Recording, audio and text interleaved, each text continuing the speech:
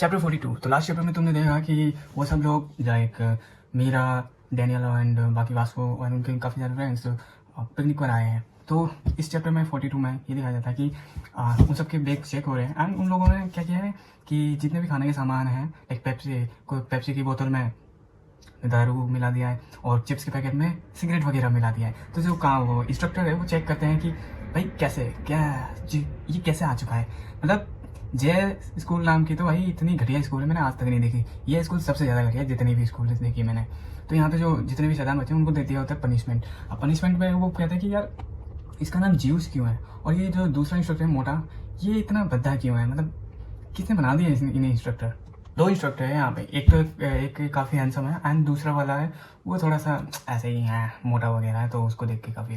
But वो मोटा वाला कहता है कि भाई मैं तुम सब बच्चों की आवाज़ सुन सकता हूँ तो थोड़ा आराम से बोलो, मैं रियल हूँ यहाँ का, मतलब ऑफिशियली यूथ काउंसलर हूँ मैं यहाँ का। आराम से क्या, थोड़े धीरे बात करो, मेरे को भी सुनाई देता। और ये जो हैंडसम वाला जो इंस्ट्रक्टर है ये थोड़ा सा ना लाइक टेढ़ी खील लग रहा है मेरे को, क्योंकि ये लड़कियों के मामले में थोड़ा सा ज़्यादा उछल रहा है, मतलब ज़्यादा दिख रहा है इनके आसपास। हाँ, तो ये जो हैंडसम इंस्ट्रक्टर है वो मीरा से कहता है कि तुमने फ़ोन दे दिया। मीरा कहती है हाँ दे दिया।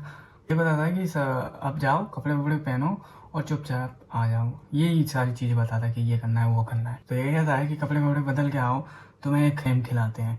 एंड उनको उनके हाथ में दे दिया एक पाइप एंड वो सारे लोग उसे पकड़ के ज्वाइन कर रहे हैं। और ये देख के जैस कहता है कि ये बच्चों जैसे गेम ये इंजॉय कर रहे हैं। इतने में सामने आता है वास्को, और वास्को को ये गेम काफ़ी ज़्यादा पसंद आता है। तो वास्को कहता है अब जब वास्को को पसंद आ गया तो जेस का पता नहीं कि गेम कैसा भी हो, जेस खुद पसंद आएगा ही आएगा। तो जेस भी उनके साथ खेलने लग जाता है। जेस कहता है वास्को से कि कैसा हो गया कि हम तीन अगर एक साथ ही रहे तो। वास्को कहता है ठीक है कोई बात नहीं।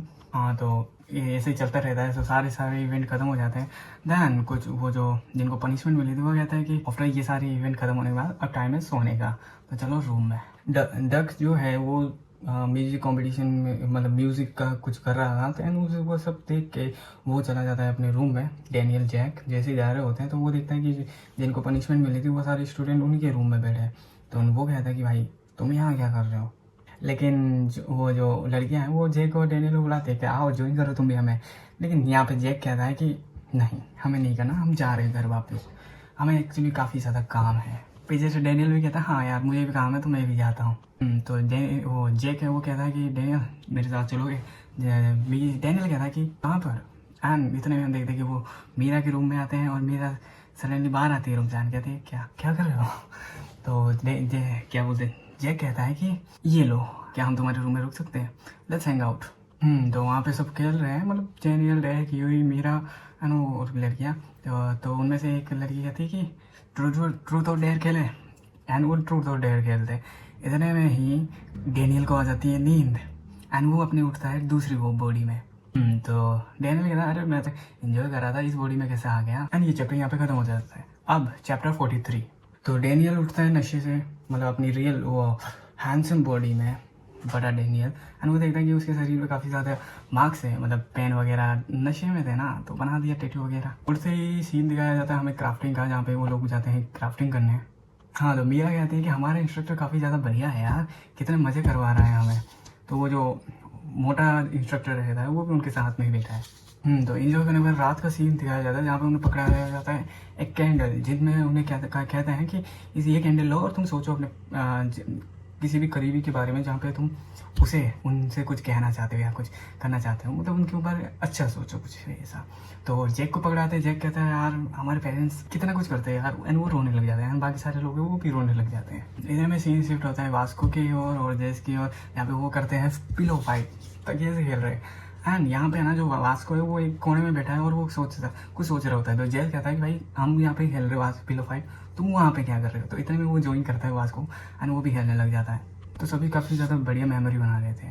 तो अपना जैक थोड़ी पीछे हटेगा तो वो भी चल पड़ता है मीरा के साथ वॉकिंग पर, नाइट वॉकिंग पर।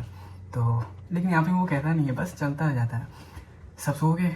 हाँ, सब सो गए। तो अब बारी आती है इंस्ट्रक्टर की, और जहाँ पे हमें दिखाया जाता है कि कुछ इंस्ट्रक्टर मतलब उनके साथ जो भी इंस्ट्रक्टर था, जो हैंडसम और वो मोटा वाला उनके पास जाता है। वो बाकी सारे इंस्ट्रक्टर वो कहता है उस मोटे से कि दारू वारू पियोगे, हम इन्हें फेंकने वाले थे लेकिन कोई बात नहीं, पी लेते हैं। तो जो मोटा काउंसलर है वो कहता है कि हमें ये बच्चों को नहीं दे सकते क्या वापस।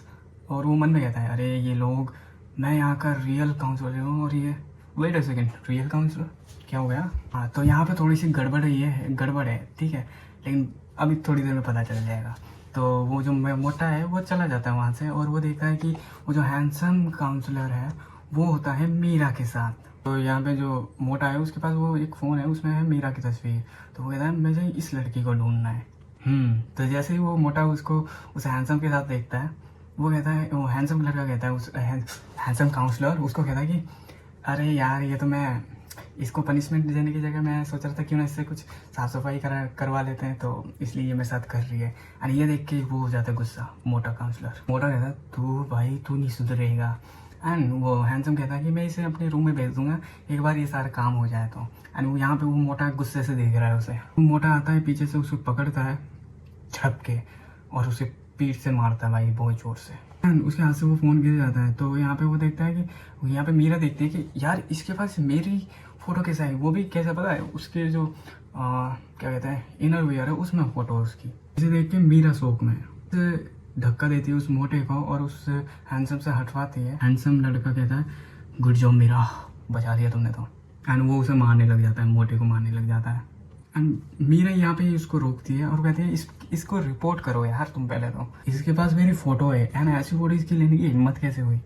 सीन शिफ्ट होता है डेनियल की ओर, जहाँ पे जो डेनियल का बॉस है रियल बॉडी में आ गया। तो डेनियल कहता है कि यार मैं तो काफ़ी ज़्यादा मेहनत कर रहा था, बॉस ने इस रूम में उठा दिया मेरे को इस बॉडी में। एंड वो देखता है कि भाई इसके हाथ में एक पेपर है, उसे थोड़ा सा सबमिट वगैरह करना है।